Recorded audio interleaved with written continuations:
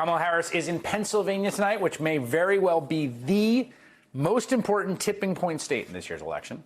Vice President spoke to a crowd of thousands in Wilkes-Barre. It's a former coal mining town in Luzerne County, a place Donald Trump won by more than 14 points in 2020. However, crucially, his margin in 2020 was slimmer than it was in 2016 when Trump defeated Hillary Clinton by 19 points. And keeping that trend going is the formula for statewide success in Pennsylvania. Kamala Harris needs to keep her attention on places like Wilkes-Barre, where she is not going to win outright, but she could lose by less than her predecessor did. And every little bit can help Harris get over the top and win the all-important state. Austin Davis is the Democratic Lieutenant Governor of Pennsylvania. Charlie Dent is a former Pennsylvania congressman, now a senior advisor at Our Republican Legacy, an initiative to bring back traditional Republican principles. And they both join me now. Lieutenant Governor, let me start with you because you were on a ticket with Governor Josh Shapiro in 2022 that really ran a 57-county strategy in the Commonwealth.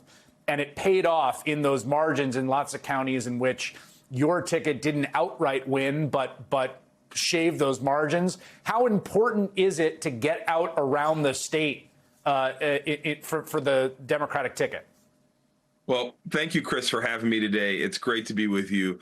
It's 67 counties here in Pennsylvania, and it's critically important because you can't win with just Democrats alone here in Pennsylvania. You have to build a coalition of Democrats, Republicans, and independents to win this state. And so you can't just rely on big cities like Philadelphia and Pittsburgh to carry you across the finish line. You have to go to counties where it may not be easy to be a Democrat at times. And you have to talk to those voters and connect with them and talk about how we're going to make their lives better. That's exactly what Josh Shapiro and I did in our campaign for governor and lieutenant governor.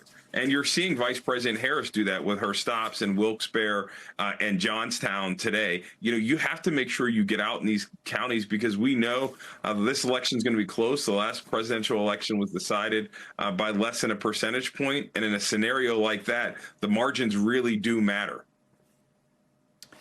Charlie, the vice president sat down with a local affiliate, I think outside Philadelphia today, or Philadelphia affiliate while she was in the state, and gave an interview. And she sort of hit this central theme that I think is there's a sort of substantive appeals to folks in the center who may not be Democrats. And then there's a kind of thematic rhetorical one, which I think has been central. We saw in the debate. I want you to take a listen and tell me what you think. This is Kamala Harris speaking to a local reporter in Pennsylvania.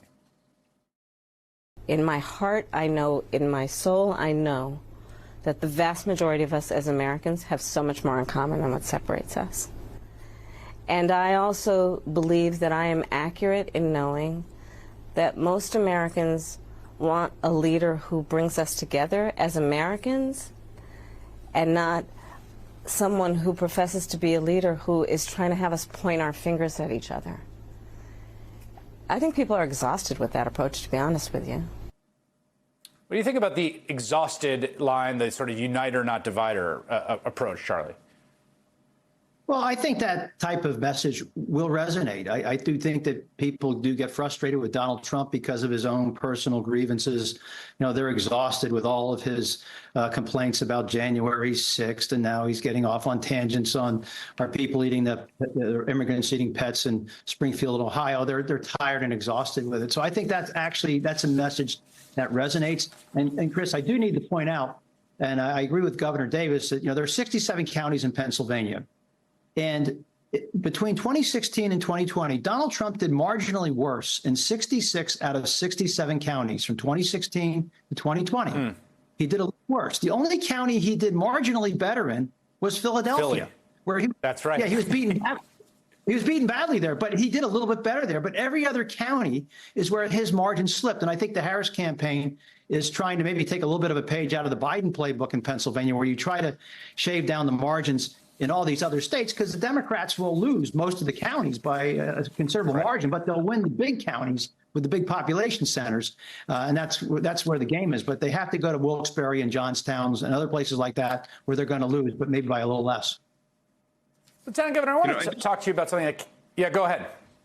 No, I was going to say, just to jump in there, I think, we as Democrats have to go to places where it's not comfortable to be Democrats. We have to compete in every community. We can't leave any community behind. And I think particularly as a party, we haven't focused enough on rural communities. And I think that's what Josh Shapiro and I have been doing. And I think that's what we're seeing Vice President Harris do. Let me ask you this, just to follow up with you on it's a little strange to me, I have to say. I understand that fracking has been a large driver of industry in Pennsylvania. It's been central to a bunch of people. There's a weird way in which, Pennsylvania equals the issue of fracking is this kind of conventional political wisdom that I just have a hard time squaring the math on. There's 35,000 people that have jobs in the industry. There's 13 million people in the state. I understand it's important to some folks. But do you think fracking is as central to the minds of voters in Pennsylvania, Lieutenant Governor? And then I'll ask you, Charlie. Yeah, look, I think overall, Pennsylvania is a big industrial state. We're an energy producing state. And I think folks are concerned about their jobs and their families' economic well-beings. They're concerned about the jobs that they have today being there tomorrow. And so I think when people talk about fracking, I think it encompasses a lot of that. And I think many times Democrats have not necessarily embraced an all of the above energy strategy. And folks in particularly communities like mine in the Mon Valley region of Allegheny County, those big steel country, have seen jobs leave, and they know how that devastates a community. And so folks want to continue to see a bright economic future, and they want a leader who's going to fight for that future. And I think Kamala Harris has demonstrated that she's that leader. What I would add Charlie, is go ahead. Yeah, the fracking and the natural gas industry really does speak to the industrial heritage of Pennsylvania. Steel, coal, cement. This is a state that has been known for basic industry and energy. And so I think it's absolutely a front of mind issue to a lot of Pennsylvanians. And I think it's something too where, Donald Trump, is he's making hay out of it. But Harris had to get herself adjusted on that issue, because it speaks to a lot of working Americans who can identify with that industry. And Pennsylvania, by the way, we're the second largest natural gas producing state in the nation. And we, Pennsylvania, have helped change the dynamics of energy throughout the world. And so I think many Pennsylvanians are aware of the impact it is, not just in America, but throughout the world.